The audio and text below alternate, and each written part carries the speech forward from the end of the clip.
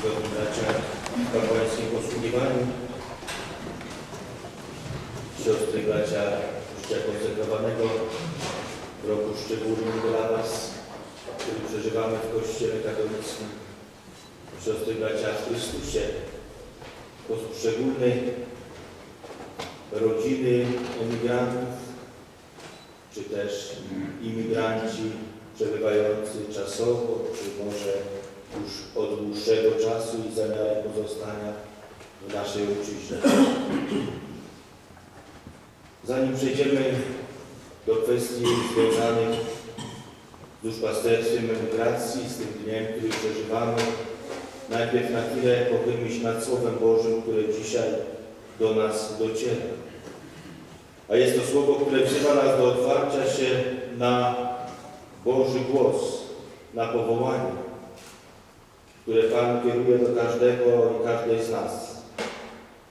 Przykład młodego Samuela wskazuje, że nie wystarczy tylko usłyszeć głos Boga, ale trzeba jeszcze pozwolić, by Bóg do nas mógł mówić. Trzeba umieć Go słuchać, chcieć wcześniej, a potem rozumieć to Słowo i przyjąć do swojego życia. Bóg szanuje wolność człowieka, dlatego czeka na Jego odpowiedź udzieloną w wolności. Mów, Panie, bo sługa Twój słucha.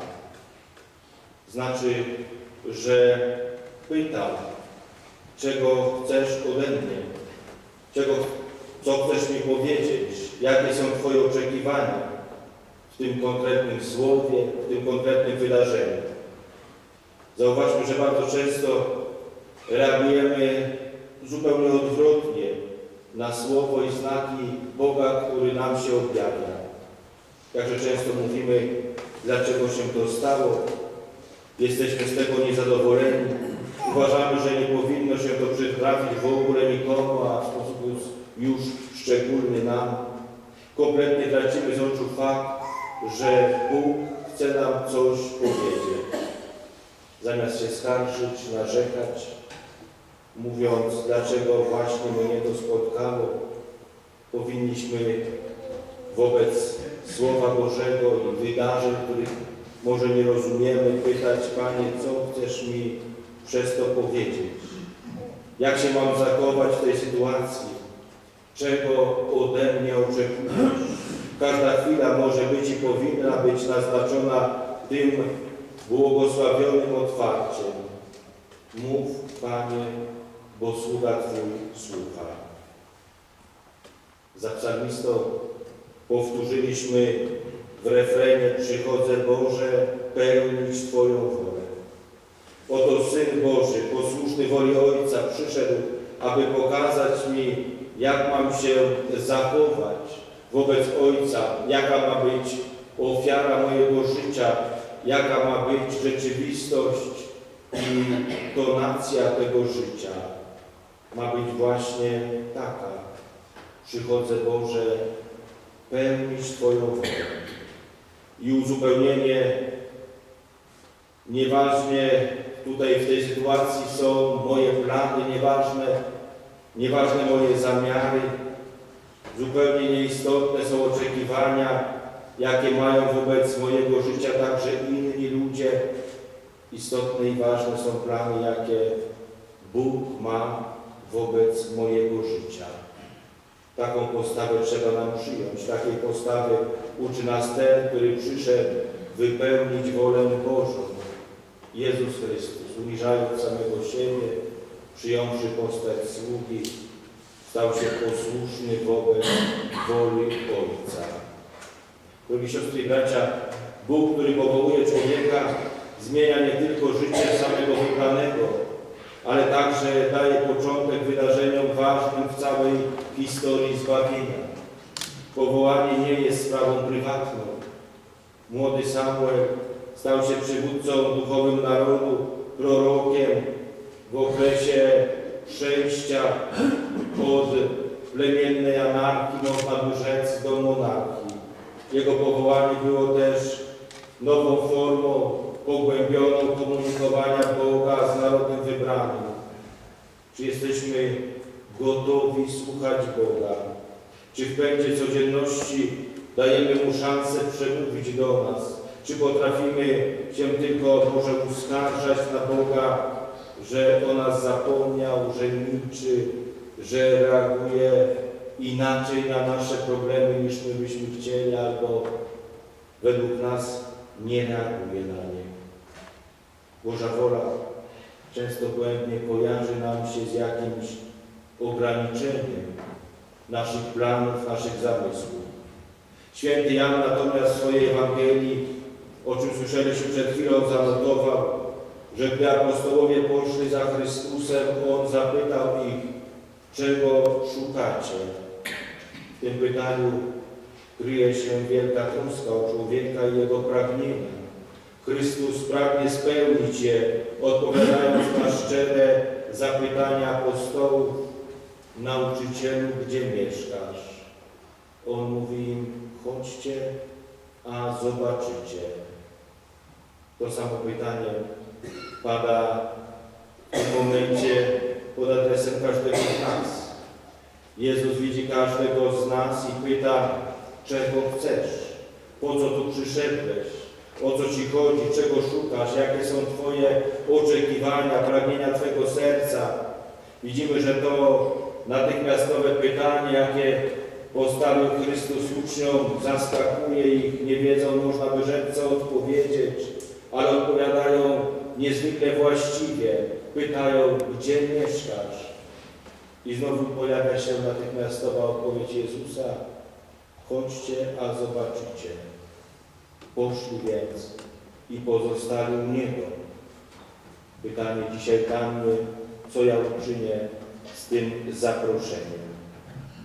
Wielu młodych sióstr, braci, słysząc to, poszło za Chrystusem, dając całe swoje życie w służbie Bogu, Kościołowi, człowiekowi, rodakom.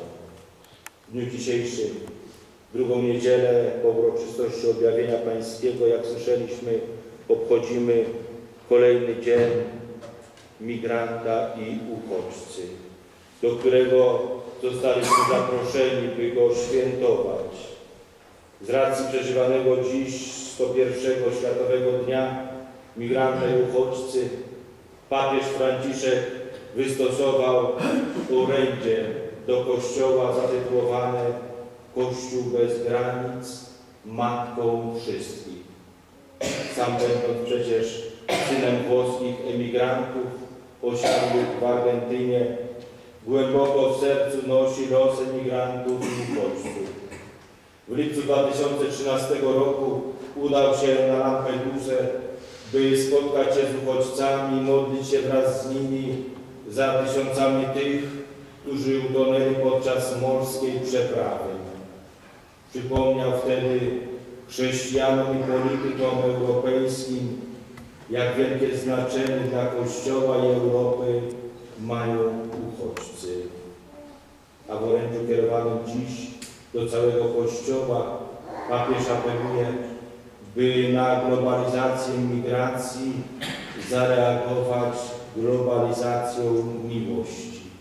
Napisał: misją Kościoła będącego pielgrzymem na ziemi i matką wszystkich jest zatem kochać Jezusa Chrystusa, czcić Go i kochać zwłaszcza w ludziach najuboższych i opuszczonych. Do nich należą niewątpliwie migranci i uchodźcy, którzy usiłują pozostawić za sobą ciężkie warunki życia i wszelkiego rodzaju niebezpieczeństwa. Drogie siostry i bracia, Chrystus wciąż kieruje do nas słowa: byłem przybyszem. Po której stronie staniemy? Tych, którzy Go przyjęli, czy tych, którzy odrzucili? Kościół bez granic, pisze dalej papież Franciszek, matka wszystkich, szerzy w świecie kulturę przyjmowania i solidarności, zgodnie z którą nikogo nie wolno uważać za niepotrzebnego, będącego nie na swoim miejscu czy do odrzucenia. Jeżeli wspólnota chrześcijańska rzeczywiście żyje macierzyństwem, to umacnia, ukierunkowuje i wskazuje drogę, cierpliwie towarzyszy, staje się bliska przez modlitwę i przez dzieła miłosierdzia. Matka to przede wszystkim ta, która dzieli się życiem. To ta, która obdarowuje życiem. Kościół jako matka jest zatem wezwany do tego, by przez macierzyńską miłość przyjmować i czułą troską otaczać swoje dzieci, emigrantów i uchodźców. Kochani, nie możemy nieufnie zamykać się na tych, którzy tak bardzo potrzebują naszej pomocy. Liczą na nasze wsparcie, może tylko na solidarną obecność. Papież przekonuje, że uchodźcy i emigranci zajmują specjalne miejsce w sercu Kościoła i pomagają mu poszerzać granice swojego serca, aby okazał swoje macierzyństwo względem całej rodziny ludzkiej. Są szansą na zwycięstwo Bożego Miłosierdzia nad naszymi wątpliwościami, lękiem i niepewnością. Emigranci, uchodźcy są szansą na tryumf pokoju nad konfliktem, nadziei nad rozpaczą, wiary nad rezygnacją i bezsilnością, miłości nad oziębłością. To zwycięstwo, które może dokonać się najpierw w naszym sercu, ale które musi też stać się potem namacalną rzeczywistością, ma wpisać się w realia społeczne, kulturowe, ma funkcjonować na różnych obszarach pracy i działalności zaangażowanych chrześcijan. Tam, gdzie jest Kościół, tam bracia emigranci, uchodźcy mają czuć się bezpiecznie, jak w ramionach matki. Drogie siostry i bracia, bardziej więc niż o same struktury troski chodzi w pierwszym rzędzie o kształtowanie pewnej kultury przyjęcia i odpowiedzialność za wychowanie wiernych do przyjmowania takiej właśnie postawy wobec braci. W tym też sensie właśnie kultura przyjęcia imigrantów stanowi podstawę duszpasterstwa imigrantów. Domaga się ciągłego kształtowania wspólnoty Kościoła, parafii, jako wspólnot solidarnych z przybywającymi i z ich rodzinami. To, co odnosi się do duszpasterstwa wśród naszych rodaków na emigracji, należy stwierdzić, że spotkanie z szeroko pojętą innością Kościoła, miejsca zatrzymania, może być powodem i do zagubienia, do rozterki, rozgoryczania, zachwiania wiary, oddalenia się od życia sakramentalnego, zagubienia. Dlatego tak ważne jest, aby wśród celów duszpasterstwa na rzecz Polaków na obczyźnie wyważyć odpowiednio proporcje między inkulturacją, asymilacją, a tożsamością. By z jednej strony nie budować jakiegoś getta kulturowo-językowego, z drugiej zaś strony, by nie rozmyć się i nie zatracić tego, co piękne i głębokie w wierze polskiego narodu i Polaków na emigracji. Trzeba nam tej tożsamości drogi, trzeba ją umieć osadzić w rzeczywistości nowej, gdzie pojawiają się nasi bracia i siostry na emigracji. I w tym my, duchowni, Kościół hierarchiczny, mamy im nieść pomoc. Dlatego też koniecznym warunkiem tej integracji kościelnej jest zarówno uszanowanie własnej tożsamości kulturowo-religijnej, jak i otwarcie się na duchowość Kościoła, nowego miejsca zatrzymania, czy też zamieszkania.